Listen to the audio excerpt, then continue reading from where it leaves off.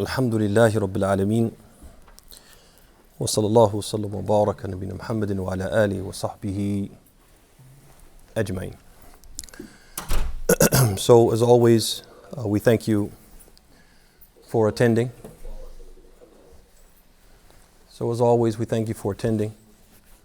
And making time out of your Monday to join us to work together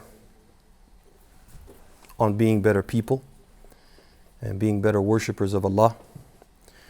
And our current series is entitled Love and Marriage in Islam. Before we begin tonight's session, there's a couple of housekeeping things. The first one, I think all of you are aware that we had solicited donations for gift packs, hygiene bags for our incarcerated brothers and sisters in Islam. That initiative went very well, and we were able to get donations of both the hygiene items themselves as well as some funds to purchase those items. Those items, along with some kufis and hijabs, have been purchased, and now it's a matter of assembling the bags for distribution. Inshallah ta'ala, that will occur next Monday at 12:20 here in the masjid at 5:15. I'm sorry, I said at 12:20, didn't I? Sorry. So it will happen next week here on 12:20, Monday 12:20 at 5:15 here in the masjid. And there's a sign-up sheet for the sisters if they would like to sign up to participate in assembling those bags for the brothers and sisters in Islam. And may Allah reward all of those who donated, whether they donated funds or they donated actual items for this initiative. Ameen ya Rabbil Alameen.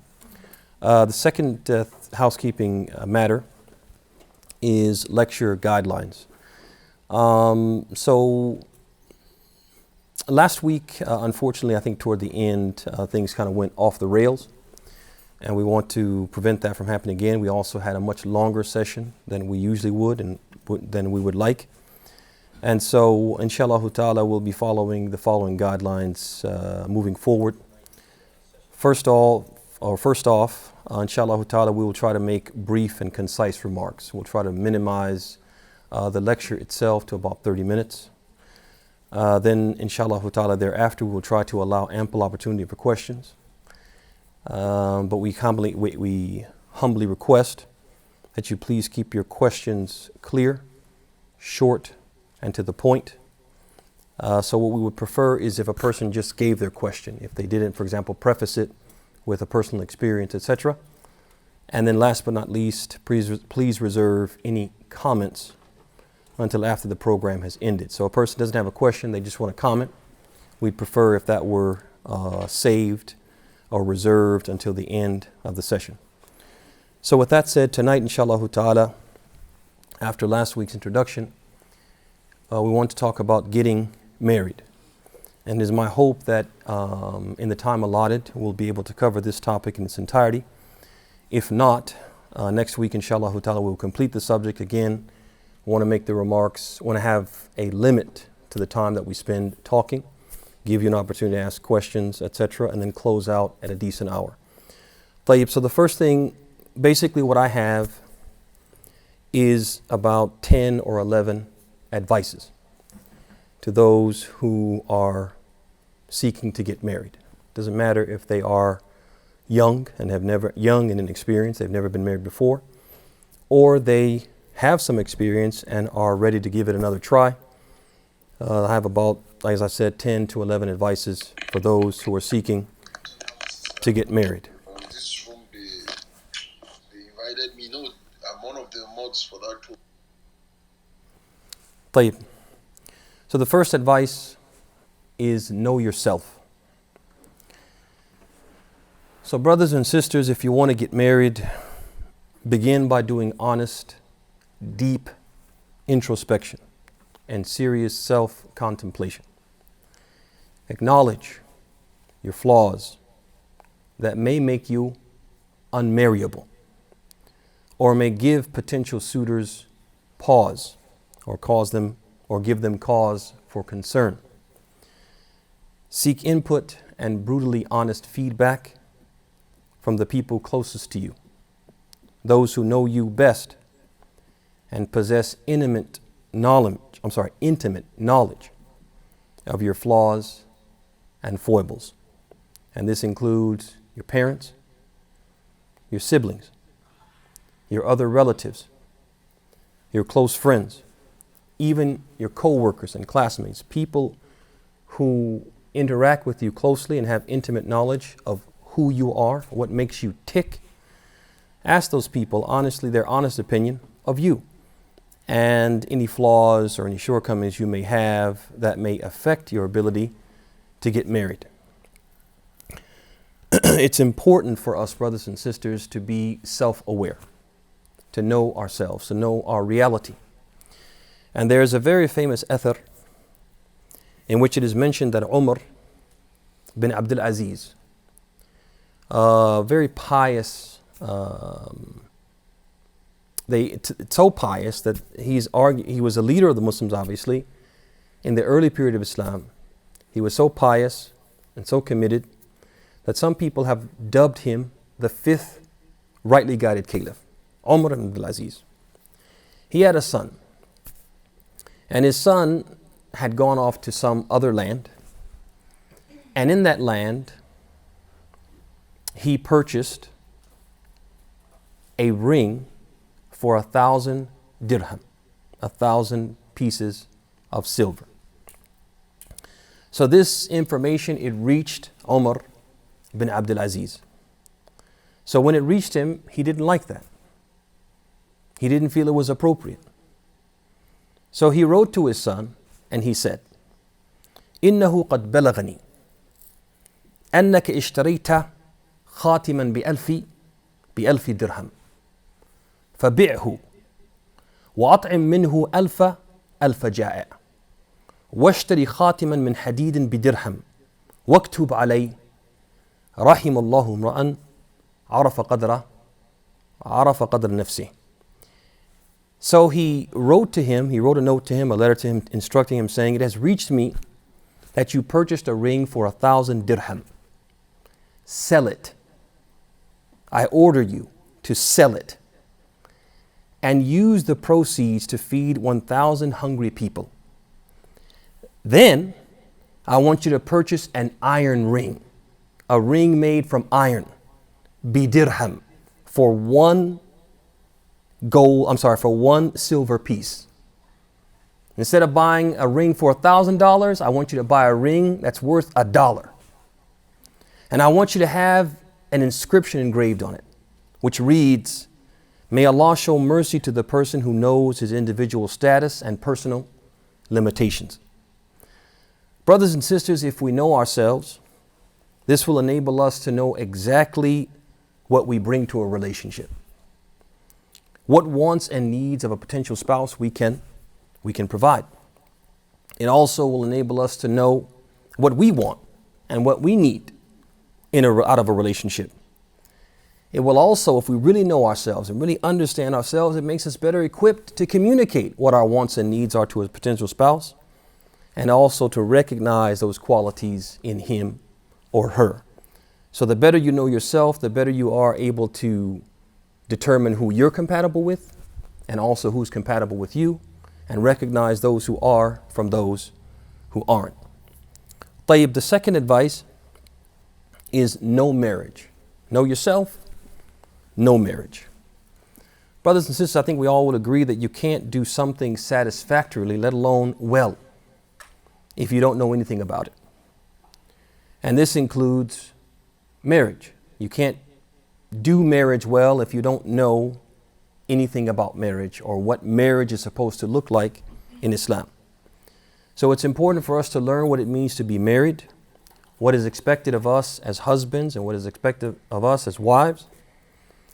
And if we're getting married, we need to acquaint ourselves with all the rules, all the regulations, all the do's and don'ts, all the requirements and conditions related to getting married and marriage itself.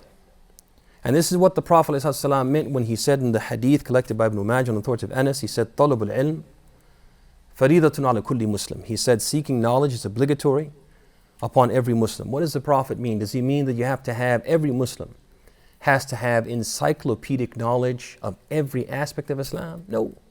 But what the Prophet is saying, it's obligatory upon every Muslim who is going to engage in something Islamic.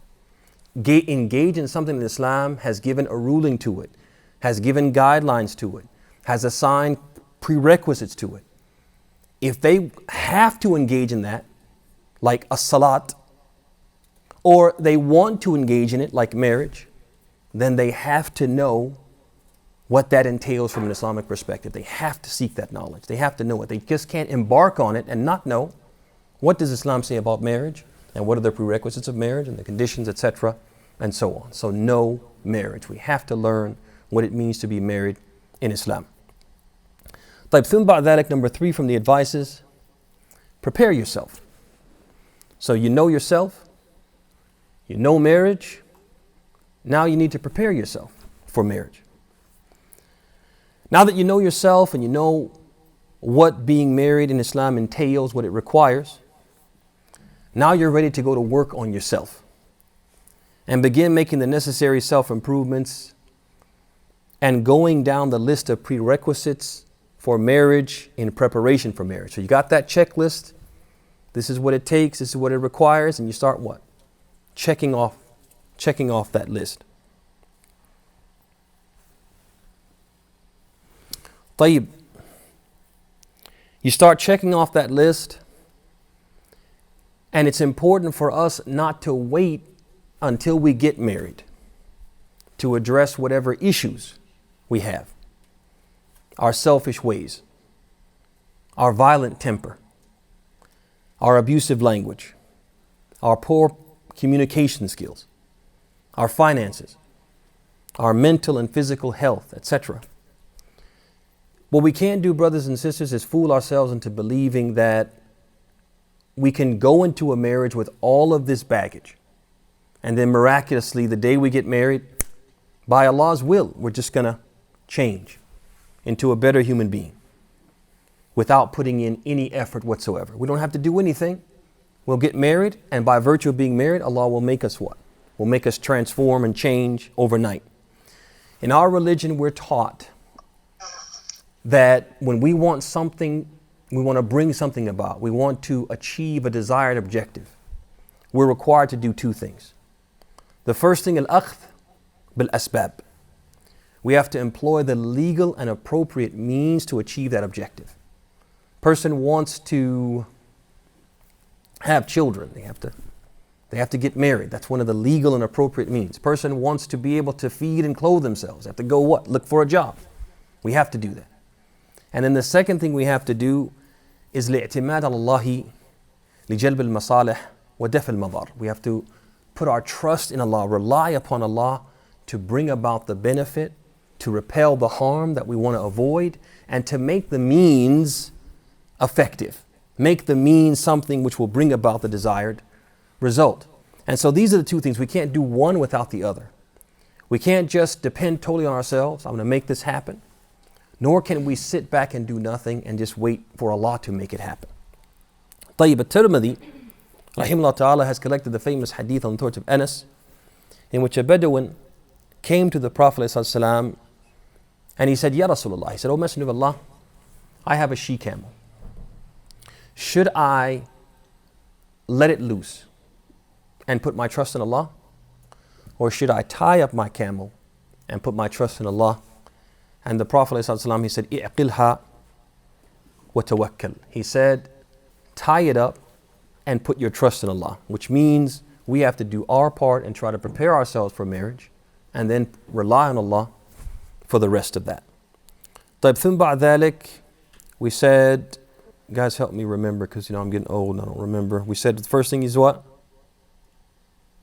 Know yourself. Second one? No marriage. Number 3, prepare yourself. Number 4, have a guardian. Ahmed, Abu Dawood, At-Tirmidhi, and Ibn Majah have collected the hadith from Abu Musa al-Ash'ari, in which the Prophet ﷺ, he said, La nikaha bila wali, or illa bi waliyin. He said, La nikah illa bi waliyin. He said, marriage without a guardian is invalid. Ibn Majah has a version of the hadith from Aisha, in which the Prophet added the words, was sultan waliyu man la waliya lah. And the ruler is the guardian of the one who has none. And the ruler is the guardian of the one who has none. So here, brothers and sisters, the Prophet made it abundantly clear that a woman cannot marry herself, and the marriage of a woman without representation is invalid. A woman can't marry herself, and the marriage of a woman without representation is invalid. But it's important for us to understand, brothers and sisters, because in this day and age, it's poorly understood what the role of the guardian, it's misunderstood, or the role of the guardian is misunderstood. A guardian is more than a formality of the proceedings. Just basically, the proceedings has certain formalities, boxes you have to check, and one of them is having a wali. The guardian is more than that. The guardian is also more than what? A rubber stamp.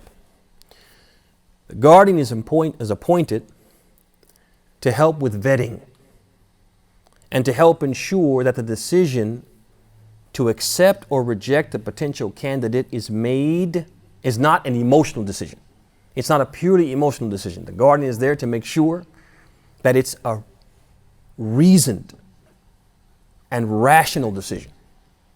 The guardian is also appointed to protect a Muslim woman's best interest and to prevent her from being taken for a ride.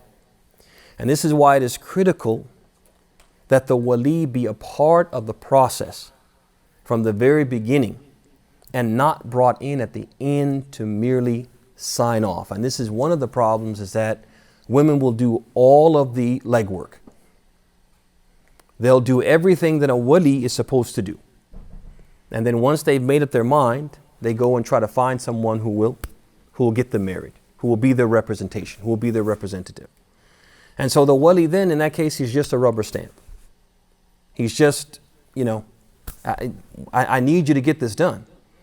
And if it weren't for the fact that I have to do it, or I have to incorporate you to get this done, I wouldn't even include you. And so that's not the purpose of the wali. The wali is supposed to help, as we said, with vetting. He's supposed to help prevent the decision from being an emotional one. He's there to protect and preserve the woman's best interest, and so on. طيب.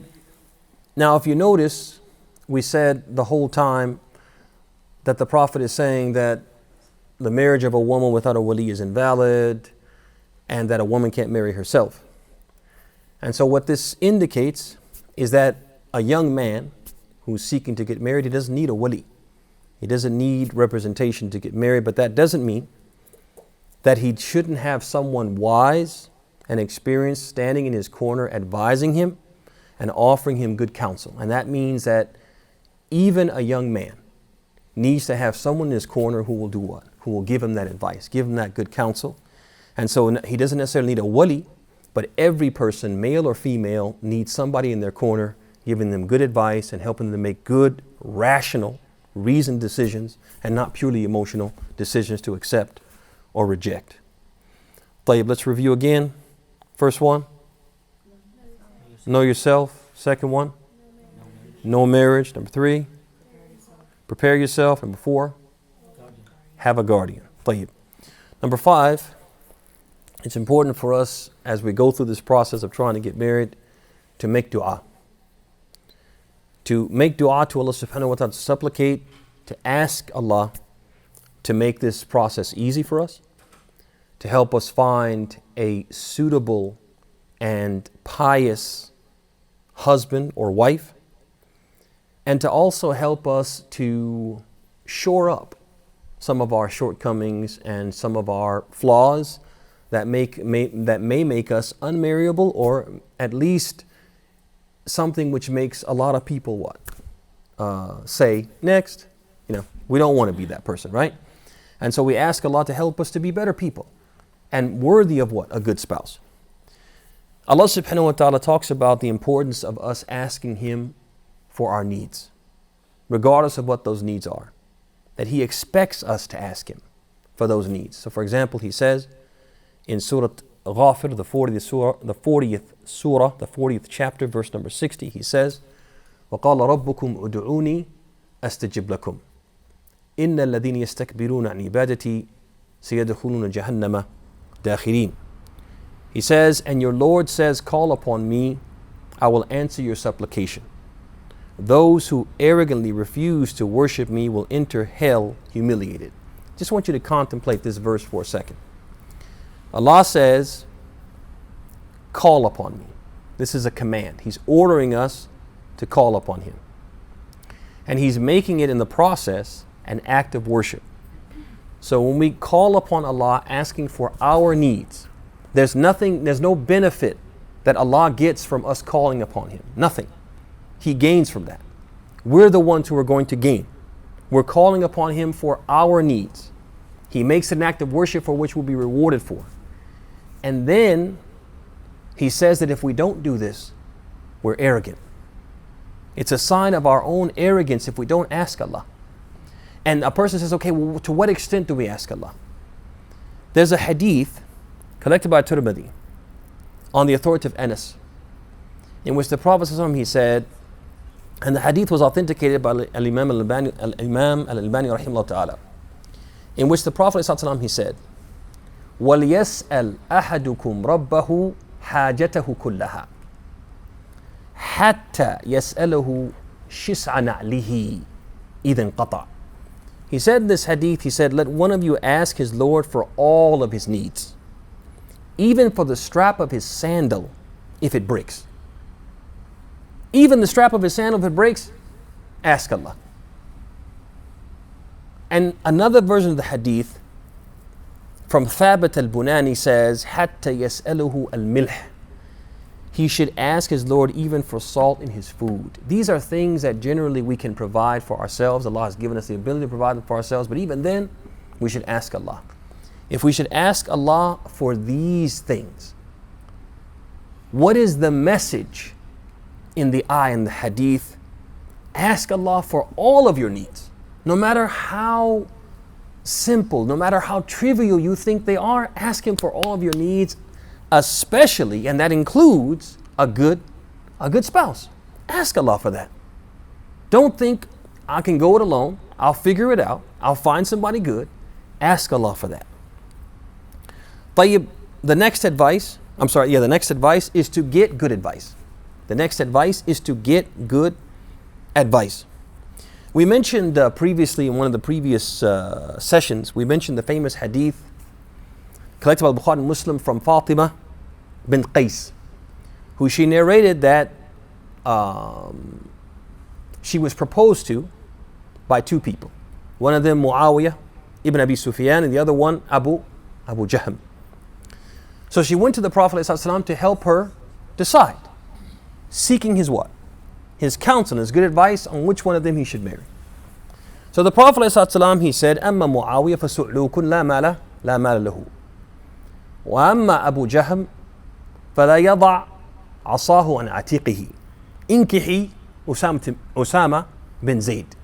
So the Prophet ﷺ, he gave her advice and he said, as for Muawiyah, he is not financially capable and has no monetary means. And as for Abu Jahm, he never takes his staff off of his shoulder. Marry Usama bin Zayd instead. So notice here, Fatima, rather than just choose for herself, she had two proposals. She could just choose for herself. I like him better, he's more handsome, he comes from a better family. Whatever it was, she could just choose for herself. Rather than do that, she went to the Prophet ﷺ and said, what do you think? Sought his advice. Sought advice from the most knowledgeable, wise, and experienced person she knew, Rasulullah sallallahu alaihi wasallam. When one of us wants to get married, we should do the same thing. And as we said previously, don't go it alone. And as it has been famously said, ما خاب من استشارة. The one who seeks advice will never be disappointed by his decision. If you seek advice from knowledgeable people, smart people, wise people, they'll give you good advice, and if you follow their advice, you'll never be what? You'll never be disappointed by your decision. Let's review up to this point. We said the first one was? Know yourself. Number two? no marriage. Number 3, prepare yourself. Number 4, guardian. Number 5, make dua. Number 6, good advice. Type number 7, do your homework. Unfortunately, brothers and sisters, we live in a time in which people who are seeking marriage, they engage in deceit. And what you see is oftentimes not what you get. And sometimes this happens by omission. Person doesn't say something that's a lie, but they omit. They fail to mention certain things that if you knew them, it would impact your decision. So they what? They omit. They just don't mention certain things. They fail to mention certain things. They neglect to mention certain things. And sometimes, brothers and sisters, it happens, this deceit occurs through blatant lying. When we get married, do we want to get married or try to find happiness through marriage via trial and error? Is that what we want to do? Raise your hand if you want to get married 12 times before you find the right person. Nobody wants to do that. When we get married, we want to get it right the first time. And it's difficult and next to impossible to do that, to get it right the first time, if you don't have a true representation and an accurate impression of a potential spouse. If that person has omitted, if that person has lied, if you don't have the correct and accurate picture of who they are.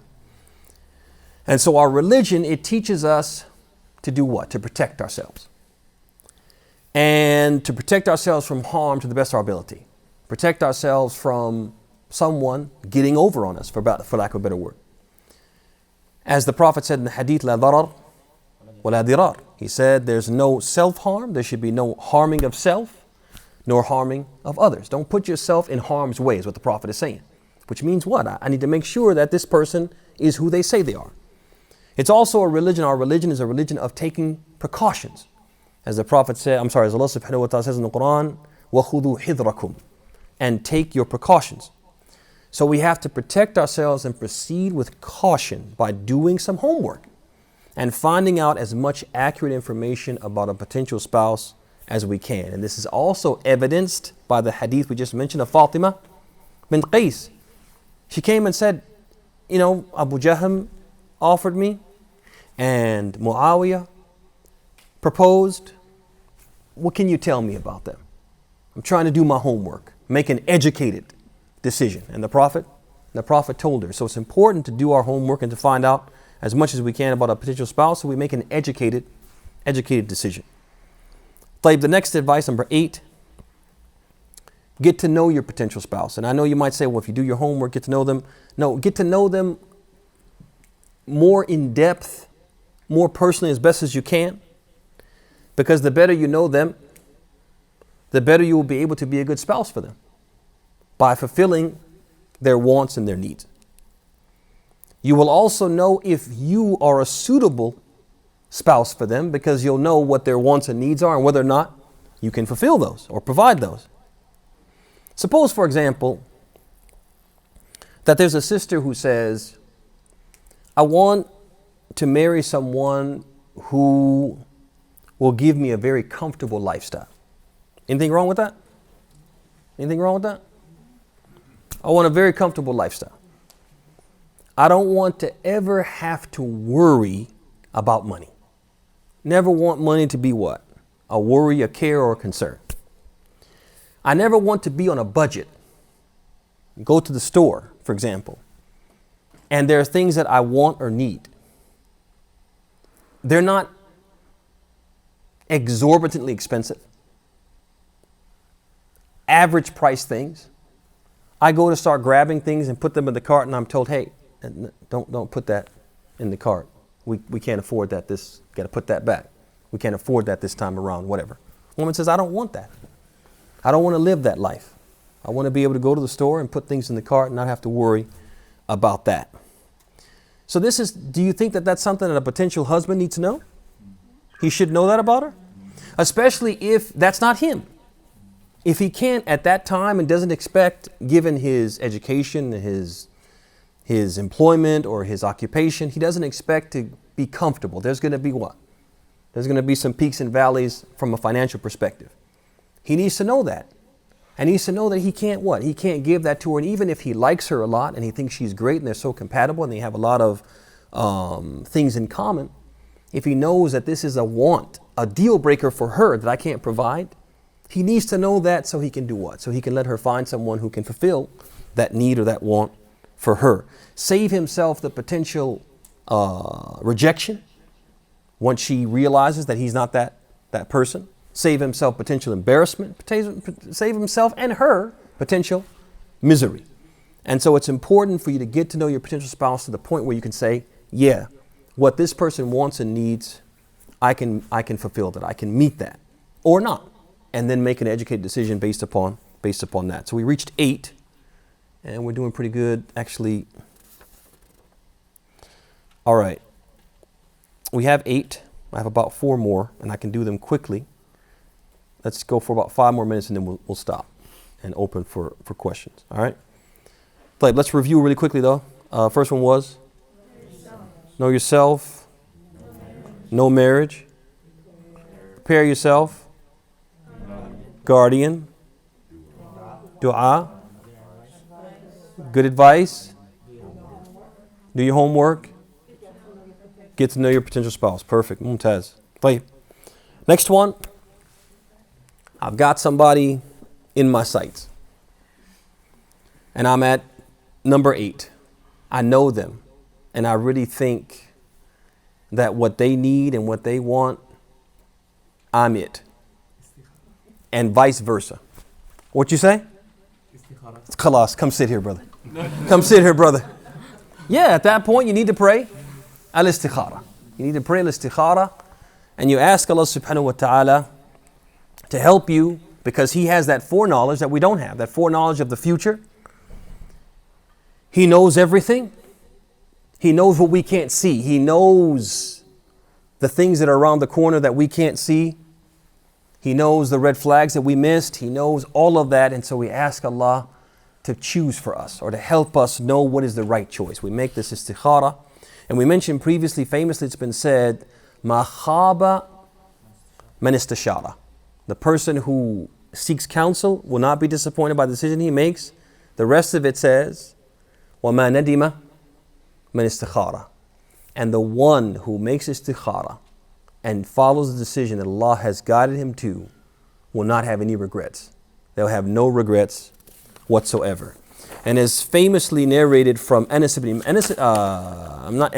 Yes, it is Enes, I'm sorry. Enes narrates in the Hadith collected by An-Nasai. Enes narrates in the Hadith collected by An-Nasai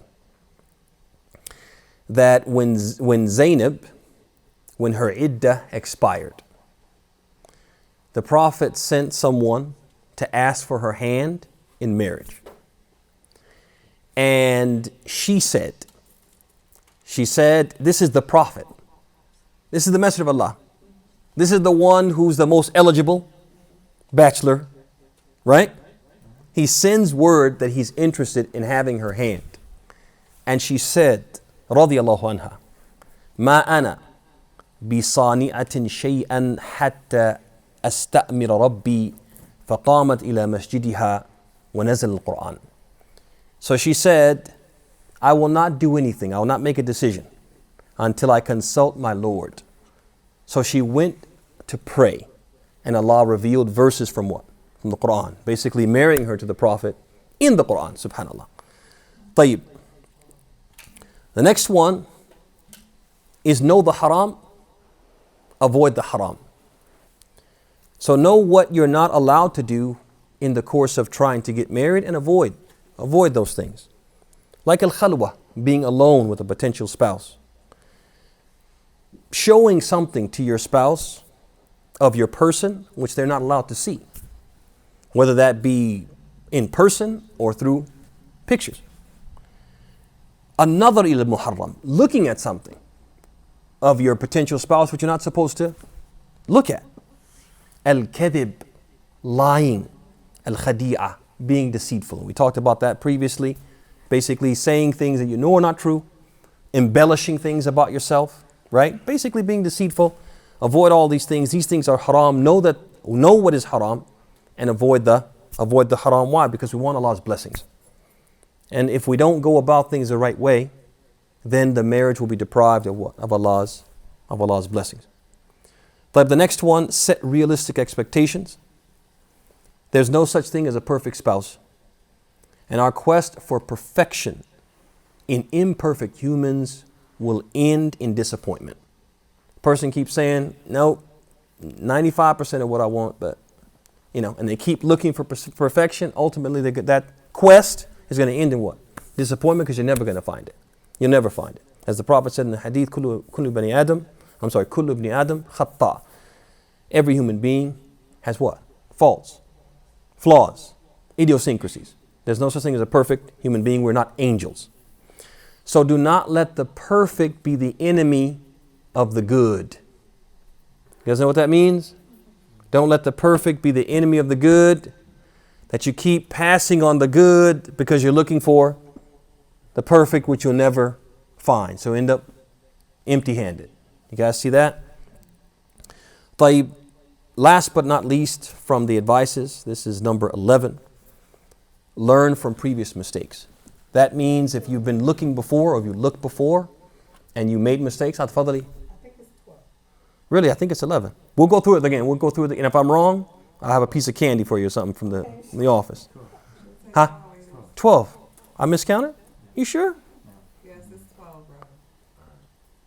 All right, we're going to see. I got like 2-3 pieces of candy I got to give out if I'm wrong. All right, we're going to see. We're going to count out together. So the last one is learn from previous mistakes, right? So basically you've never been married before, but you've tried. And you made mistakes in the course of it. Learn from those mistakes. Don't repeat those mistakes. You've been married. And now you're going to get married again. You realize when I got married the first time, and in that relationship, I made mistake X, Y, and Z. So I'm not going to repeat those mistakes. I'm not going to do those things again, because the Prophet said in the Hadith, Al-Mu'min la yuldaq min juhrin la yuldaq min juhrin marratain, or juhrin wahidin marratain. He said a believer is not stung by the same hole twice. Right? Fool me once, shame on her. You fool me twice, shame on me. So I'm not going to make the same mistake twice. If I made it the first time, I won't make it the second time around. So these are, I think they're 11. Some people say they're 12. We're getting ready to find out. These are 11 or 12 advices for the person who's going to get married. If you notice, we didn't talk about nuts and bolts, because that's something we can pick up any book of fiqh and it'll tell us these are the prerequisites. We wanted to talk about these things, give these practical advices that complement the rules and the nuts and bolts in the books of fiqh. That if you take those, which are readily available, and you take this and put it together, inshallah ta'ala will help us all be successful in our quest to find a good spouse. And may Allah subhanahu wa ta'ala, if we're not married, make us from those who find someone who will make us happy. And those of us who are married, may Allah subhanahu wa ta'ala grant us happiness in our relationships. Ameen ya Rabbil Alameen. So let's count them out. First one. Number 2. I'm wrong. I see it right now. I see my mistake. All right, so I got how many pieces of candy? 3. Okay, I got it. I'll pay up. So number 3 was prepare. Prepare yourself. Number 4, have a guardian. Number 5, make dua. Number 6, good advice. Number 7, get to know your potential spouse. Do your homework. Do your homework. Number 8, get to know your potential spouse. Number 9, istikhara. 10, know the haram, avoid the haram. 11, realistic expectations. And number 12, learn from the previous mistakes. And with that, we bring today's session to a close. If there are any questions, comments, well, not comments, but if there are any questions, we'll spend some time taking those. هذا وصلى الله وسلم وبارك على محمد وعلى آله وصحبه أجمعين. Assalamu alaikum wa rahmatullah. Abdullah, do you want to do the questions from Clubhouse? Do you want them to come up, or do you want them to send them in the back channel? They can come up, but just remember what we said at the outset. Please keep your questions clear, short, and to the point. Sometimes, I don't want to. Sometimes people will give their personal experience as a preface to the question. I'm just asking that we elide the personal experience, get right to the question at hand, unless somehow, some way, the personal experience, the question can't be understood without the experience, which in most cases that's not the case. So we can start. We can take one from Clubhouse, one from the in-person audience, unless there are no questions here. تفضل Abu Bakr, go ahead. Suppose the sister that you want to marry wears niqab. Hey. Can you see her before? Absolutely. The Prophet said in the hadith, there are two hadith related to this. The first one is the Hadith of Jabber, in which the Prophet ﷺ, he said that if one of you is interested in marriage and he's able to see that which will invite him to marry that sister, فَلْيَفْعَلْ, then let him do that. And Jabir, he mentioned that he went to a place where women typically go to do their work. And when they do their work, obviously off in this place, they would do what? They would roll up their sleeves, okay? They would take their headpieces and maybe they're down here. They would push them back, right? They would roll up their lower garments slightly to their shin area so they could do their work. And so in this way, he was able to get an idea of the build, of the shape, of the appearance of the woman that he was interested in marrying. There's another hadith where a man from the Ansar, he said that he had basically reached an agreement with the family of a sister from the Ansar. And the Prophet said, did you look at her? He said, no. He said, go and look at her, because there's something in the eyes of the Ansari women. Basically, make sure that this woman is going to be attractive to you. So there's two hadith where the Prophet ﷺ was emphatic about a man seeing his potential spouse. And so it's perfectly permissible, even if the sister wears a face veil, for her to lift that veil and to let him see her face. Yeah, it's perfectly permissible. Yeah. Afwan, Abdullah, a question came in along the same lines as the brother's question. It's about the hijabi sisters and the niqabi sisters that they are able to, they're able to see the brother. Generally, they're seeing his face and they're seeing, sometimes they're seeing his shape, by seeing what he's wearing.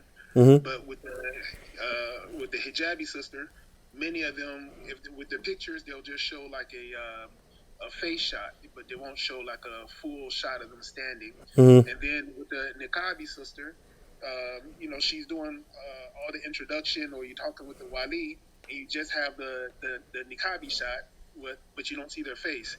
And so he said that some time passes, of communication, and then finally you see the sister, either her face or you see her standing, and it's not something that you're pleased with. Mm-hmm. So what should be happening in these situations? Should the brother, I guess he wants to know, should he request right away, as soon as there's initial contact, I need to see your face and I need to see a standing shot, or what? طيب. All right, let me say two things. The first hadith, the Hadith of Jabber, it mentioned that من استطاع طيب إذا استطاع أن يرى ما يدعوه إلى نكاحها فليفعل. He said in the Hadith of Jabber, he said, that person who's interested in marrying a woman, if he's able to see of her that which will invite him to marry her, then let him do so. طيب, this, what will invite him, is something that the scholars historically have differed about. There's one camp that says he can see the face and the hands. There's another camp on the opposite end of the spectrum that says he can see the woman in her entirety. That opinion, on the far opposite side of the spectrum, is the opinion of Ibn Hazm and al-Zahiriyah. And that opinion is shadh. It's unorthodox, and it's not generally accepted by the scholars of Islam. طيب, the Hanabila, the scholars of the Madhab al-Hanbali, they say that a man can see sab'at a'adha. he can see 7 parts of the woman. He can see her hair, her face, her neck, her 2 arms up to the elbows, her 2 feet up to the shins. Now, whenever there is a difference of opinion amongst the scholars, and there are 3 opinions,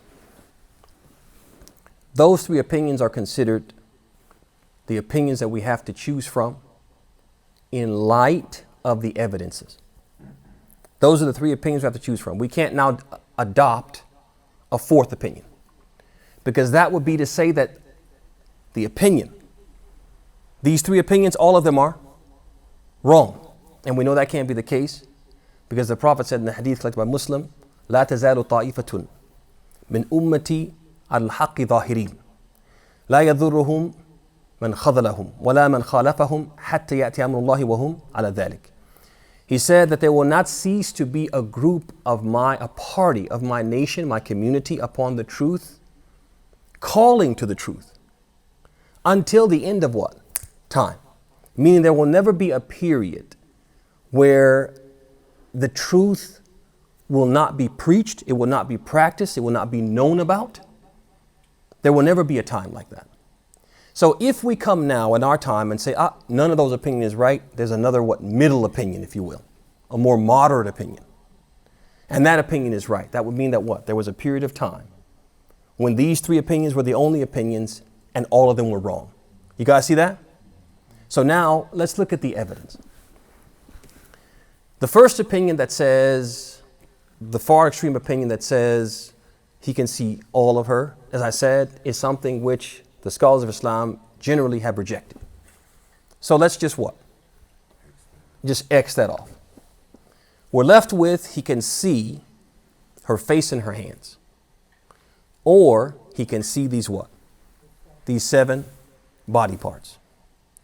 طيب, if we say he can see the face and the hands only, that means there's no difference between him and a man who's not interested in marrying her, because when a woman goes out of her home, what is she allowed to reveal? Her face and hands. There's no difference between him. So there's no miza, there's no advantage for him. Also bear in mind that one of the things that Islam wants to prevent, it wants to prevent a man and a woman getting actually married and then figuring out that that they're not physically compatible.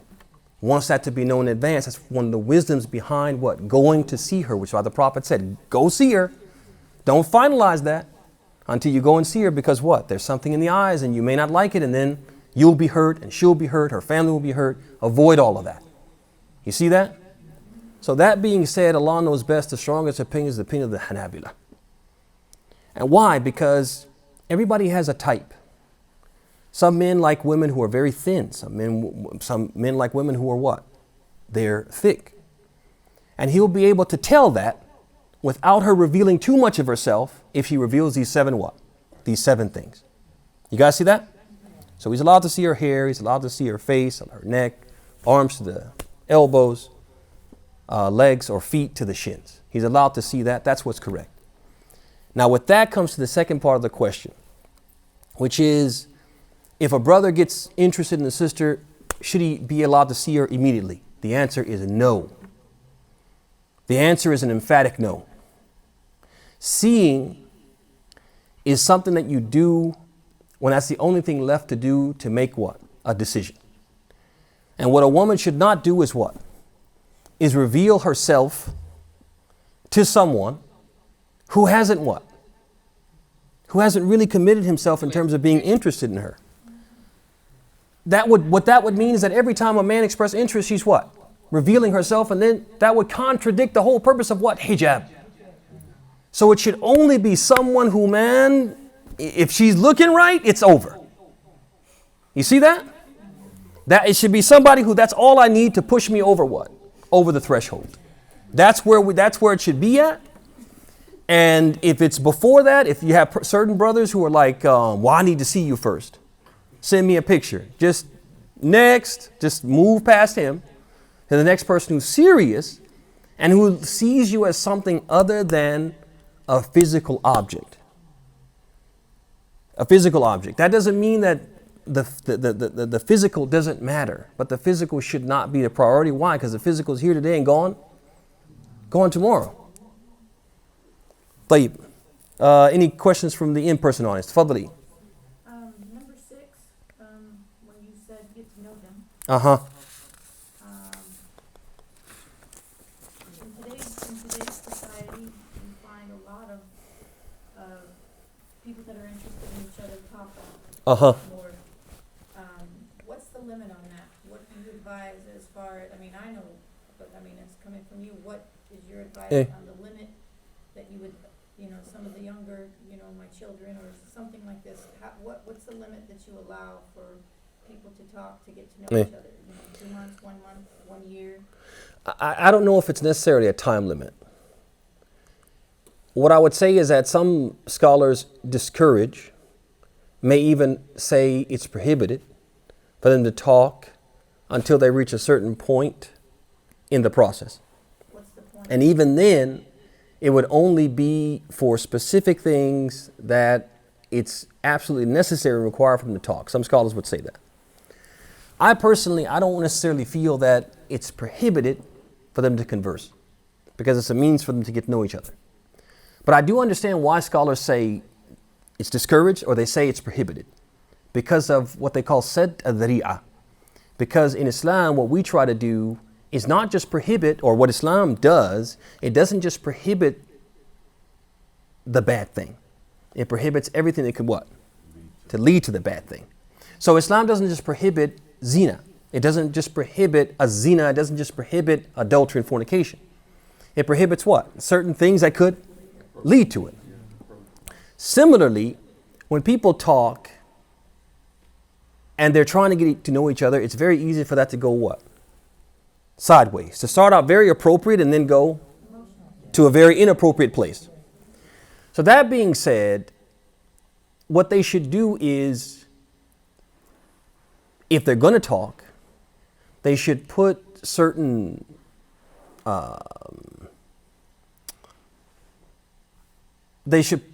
protective measures in place to make sure that it doesn't go sideways. So for example, they talk and there's a third party who can basically, make sure that the conversation is appropriate. It's G. No, it is likely if they want to.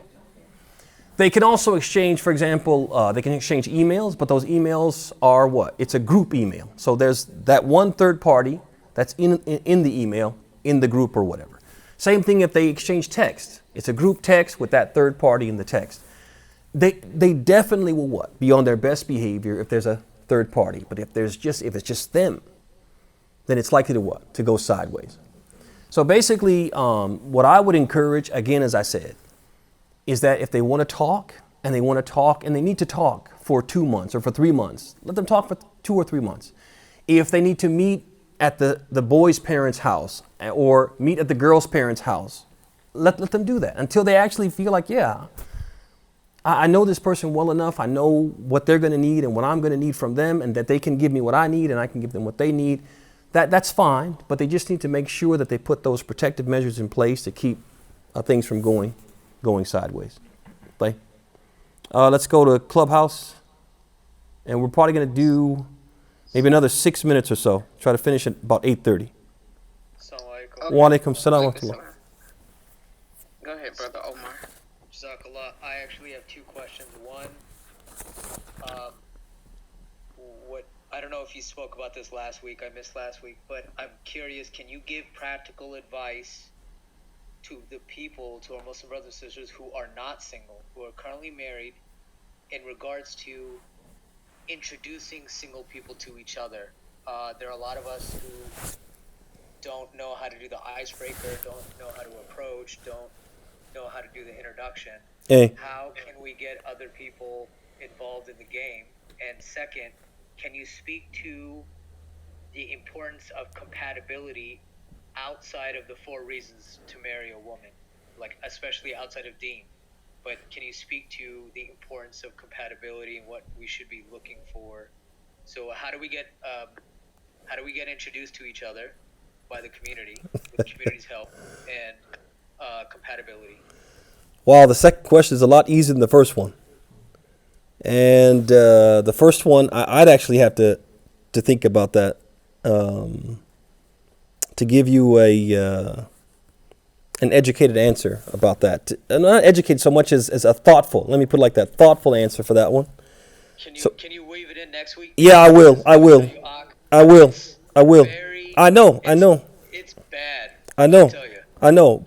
I just want to give a thoughtful answer, and you kind of knocked me off kilter with that one, to be honest with you.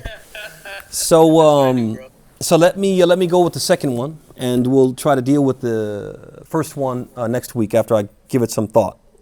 طيب, the second one, which is compatibility, we kind of talked about that in some detail last week. And basically we said that compatibility is not necessarily limited to sharing the same likes and dislikes, having similar personalities. But rather we said that compatibility, it encompasses knowing what you yourself are capable of giving someone in a relationship, and finding someone who what you can give, what you're willing to give, what you're able to give, lines up with what they need and what they want.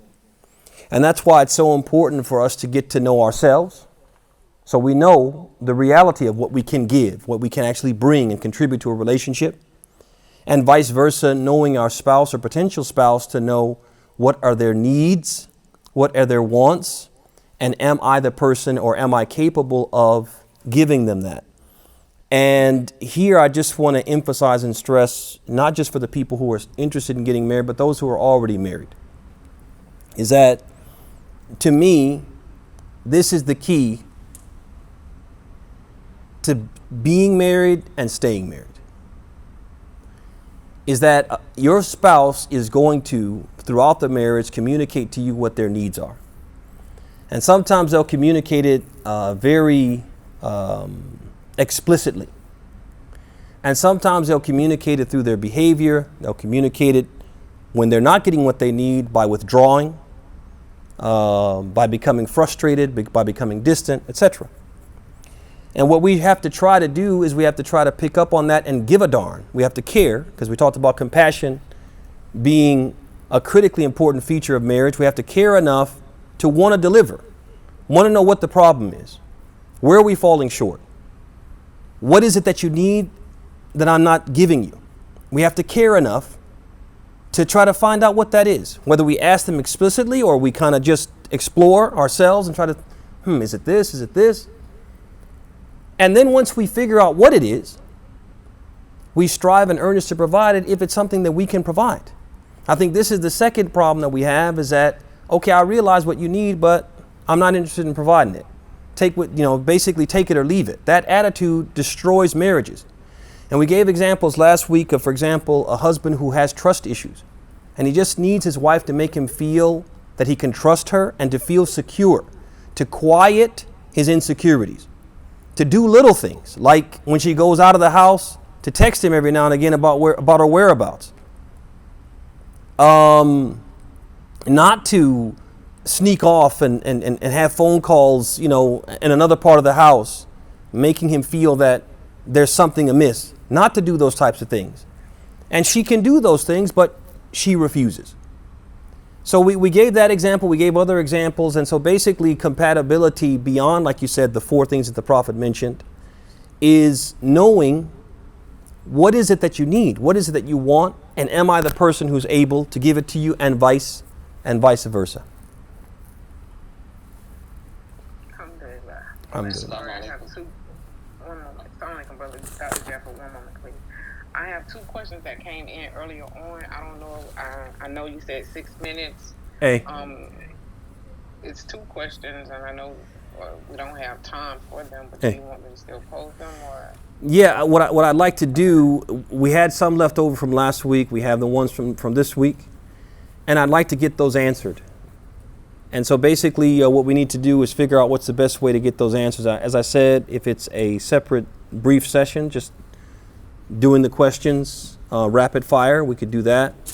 Or maybe we could open next week with answering the questions, see how far we get, and then if there's time for the talk, we'll give the talk. These are options. We can discuss it offline. I won't do that here. I have one question from the in-person audience. I'm going to take that, and then we'll close, inshallah ta'ala. Nah, I mean, we got a couple more that were sent to me in the back channel too. So yeah, it'd be good if we can get to those at some point, inshallah. All right, so we'll make a decision offline, and then we need to let everybody know that's in the room right now, if we can do that somehow. Okay. All right. I'm thinking going for a separate section, inshallah. All right, just let me know, and we need to let everybody else know. تفضلي. Okay. Assalamu alaikum. Wa alaikum salam. We're going to take one from in-person, and from the in-person also, we're going to close. So if you have a question and we didn't get to you, I apologize. Please give that question to Sister Zahida or Brother Ali Sabr, and then we'll get it answered, I promise. Inshallah ta'ala. Nah, you can send the question to me on the back channel, inshallah. About getting to know someone and having a third party. Hey. Does it have to be, or is it preferred for the person to be mahram to the female? Yeah. That would be preferred, but it could be It could be someone who's not, or like a Muslim. it could be, for example, somebody from the boys' family too. Okay. As long as you guys aren't going to be alone. Well, for an example, if I wanted to go with my husband and my friend, and she's meeting an intended person, is that would that be okay? Okay, so you're saying, for example, you're going to go to a place and your friend, who's a female, Yeah. has her intended. Yeah. That wouldn't be ideal. Wouldn't be the ideal way to do it. Wouldn't say it's wrong. It wouldn't be the ideal way to do it. I wouldn't say it's wrong though. Okay? That was my question. Because you wouldn't be alone.